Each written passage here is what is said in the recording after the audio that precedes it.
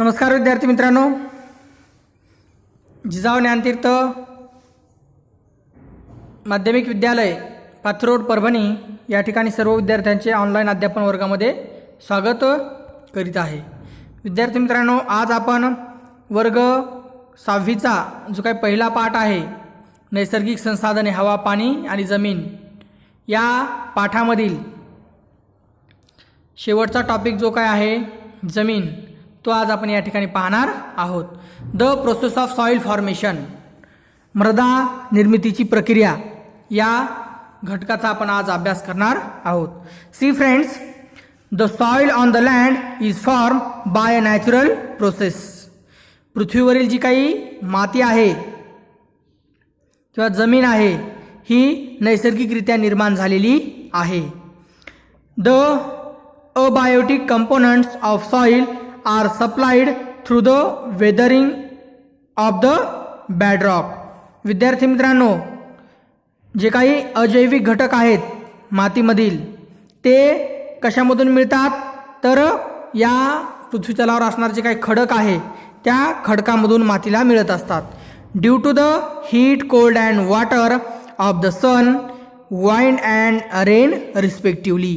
त्यामध्ये मग उष्णता, थंडी, त्यानंतर पाऊस असेल आणि वारा असेल, या ऊन, वारा, पाऊस, थंडी या सर्व नैसर्गिक घटकांचा काय होतो, त्याच्यावर परिणाम होतो। The bedrock breaks down into pieces, आणि मग या खडकावर ऊन, वारा, पाऊस यांचा परिणाम झाल्यानंतर त्या खडकाचे बारीक बारीक तुकड्यामध्ये काय होते, रूपांतर होते। Stones, sand and soil are formed from these pieces। तर त्याच्यापासून खडे, वाळू, माती त्या ठिकाणी काय होते, तयार होते। Microbes, worms and insect are found among them, आणि मग या वाळूमध्ये किंवा छोट्या छोट्या खड्यांमध्ये, मातीमध्ये आपल्याला सूक्ष्मजीव, त्यानंतर कृमी, कीटक हे सर्व पाहायला मिळतात। rodents like mice and rat are also found here। कुरतडणारे प्राणी म्हणजेच कोणते, उंदीर, घूस हे सुद्धा प्राणी जमिनीमध्ये पाहायला मिळतात। The roots of trees growing on the land also help weathering of rocks. आणि विद्यार्थी मित्रांनो, वेगवेगळ्या वनस्पतीचे मुळं जे काही जमिनीमध्ये गेलेले असतात ते सुद्धा त्या ठिकाणी त्या खडकाची झीज करण्यासाठी किंवा त्या खडकाचं रूपांतर मातीमध्ये करण्यासाठी मदत करतात। The process of soil formation is slow and continuous. विद्यार्थी मित्रांनो, मृदा निर्मितीची जी काही प्रक्रिया आहे ही फास्ट आहे का, नाही। This is very slow but continuous, ही हळू आणि सतत चालणारी प्रक्रिया आहे। It takes about thousands years for a 2.5 centimetre thick layer of mature soil to form. विद्यार्थी मित्रांनो पहा, ही प्रक्रिया स्लो आहे म्हणून त्या ठिकाणी 2.5 सेंटीमीटर मातीचा थर तयार होण्यासाठी जवळपास 1000 वर्ष लागतात। Soil can be destroyed in a short period due to flood, storm and human activities such as mining. विद्यार्थी मित्रांनो, 1000 वर्ष तयार होण्यासाठी लागणारी माती मात्र काही वेळामध्ये, खूप कमी अशा कालावधीमध्ये काय होते, नष्ट होते। कशामुळे, महापुरामुळे, वादळामुळे किंवा मानवीय कृती जसं की खाणी, खोदकाम असेल, यामुळे काय होते, माती डिस्ट्रॉय होत असते, नष्ट होत असते। That is why it is necessary to conserve soil and prevent erosion of land. आणि म्हणून आपणास सर्वांचं हे कर्तव्य आहे, ह्या मृदेचं संवर्धन करणं आणि जमिनीचं जे काही शरण आहे ते रोखणं। The best remedy for this is increase the green cover of the land. आणि म्हणून त्या मातीचं रक्षण करण्यासाठी ही माती काय झाली पाहिजे, वनस्पती असतील किंवा गवत असेल यांच्या लागवडीखाली आली पाहिजे। Erosion of land is reduce if grass, trees and bushes are grown on it. त्या ठिकाणी जर जमिनीवर अशा प्रकारच्या वनस्पती असतील तर त्या जमिनीची धूप किंवा त्या जमिनीचं क्षरण होत नाही। विद्यार्थी मित्रांनो, तुम्हाला माहिती आहे का, Humus is the layer formed on soil due to the decomposition of dead plants and animals by microbes.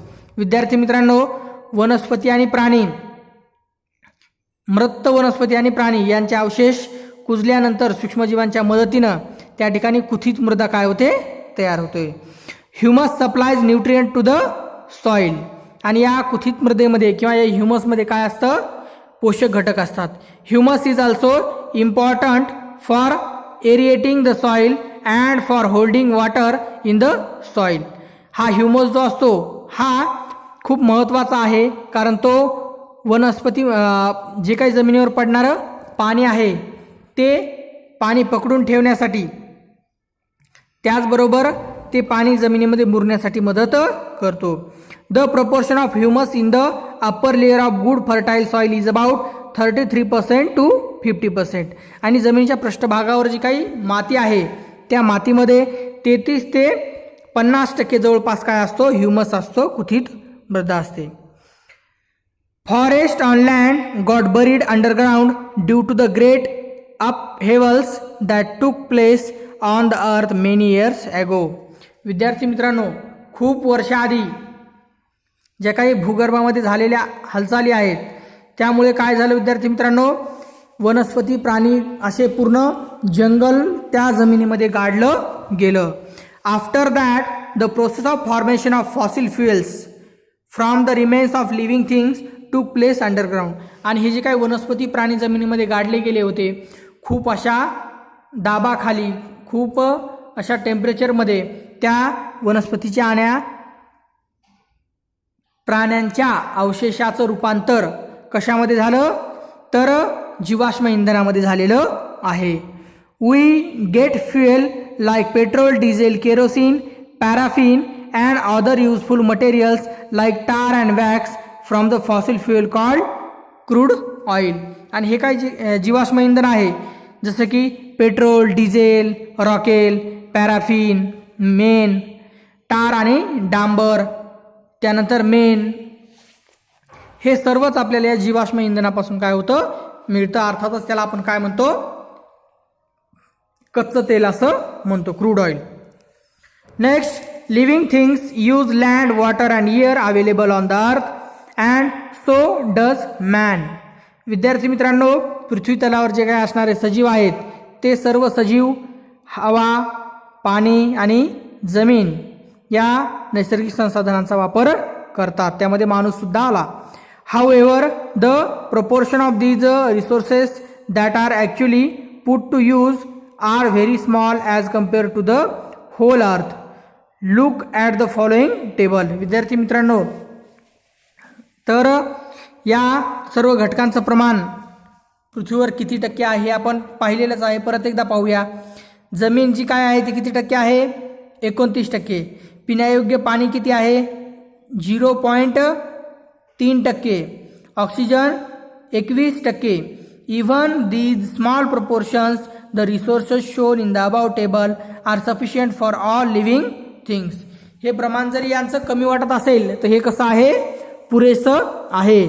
Only it is very necessary for man to control his grid.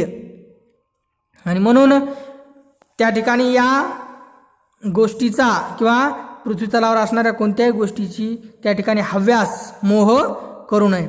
In other words, he must use this resources judiciously with the awareness that they are mean for all other living things and not just for Mankind.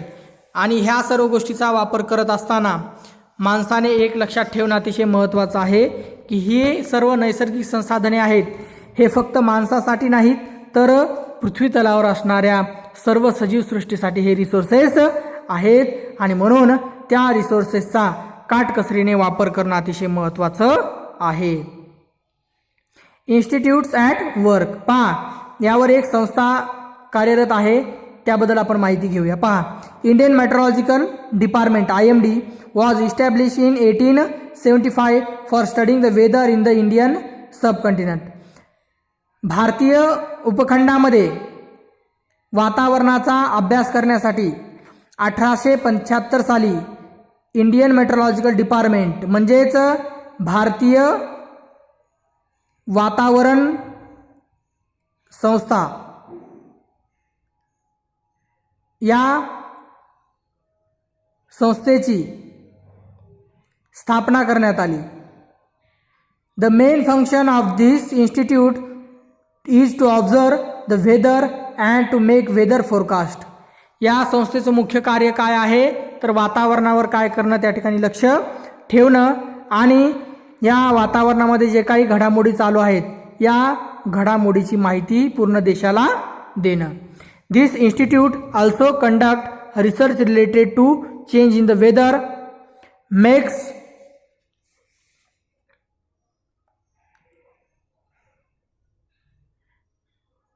makes forecast about rains and studies the development related to the global warming. आणि विद्यार्थी मित्रांनो, ही भारतीय हवामानशास्त्र संस्था जी आहे या संस्थेचं काय कार्य आहे तर हवामानाचे निरीक्षण करून हवामान विषयक अंदाज वर्तवण्याचे मुख्य काम करते. याशिवाय हवामान बदलाविषयी संशोधन, त्यानंतर पर्जन्याचा अंदाज, जागतिक तापमान वाढीबाबतचे निरीक्षण इत्यादी कामे या संस्थेमध्ये केले जातात आणि त्या माहितीचा पुरवठा पूर्ण देशाला केला जातो. आणि मग या इन्फॉर्मेशननुसार वातावरणातील बदलानुसार जे बदल करणे आवश्यक आहे ते केले जातात. तर विद्यार्थी मित्रांनो, या ठिकाणी हा टॉपिक संपलेला आहे. पुढचा जो काही टॉपिक आहे तो आपण आता पुढच्या व्हिडिओमध्ये पाहणार आहोत. Okay, thank you.